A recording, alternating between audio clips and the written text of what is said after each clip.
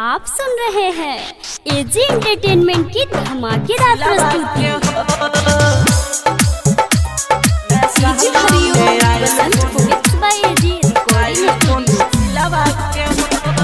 तोड़ी दिल्ली गइल ससुराल रहली, एको दिन पूछले ना हाल रहली। तोड़ी दिल्ली गइल ससुराल रहली, एको दिन पूछले ना हाल रहली।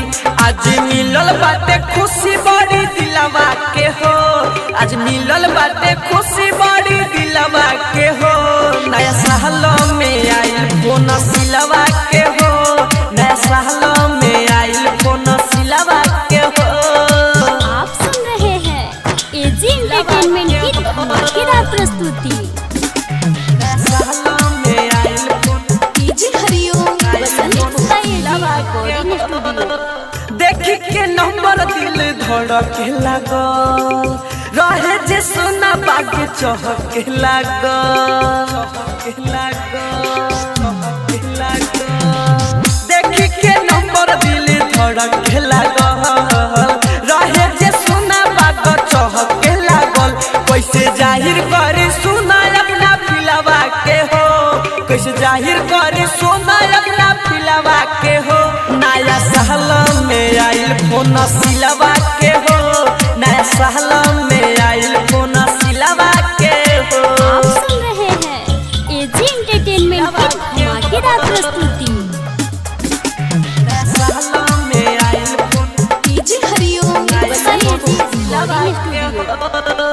हैप्पी न्यू ईयर कही लगली रो रे, कोई ना फोन मजा बुरी रहे।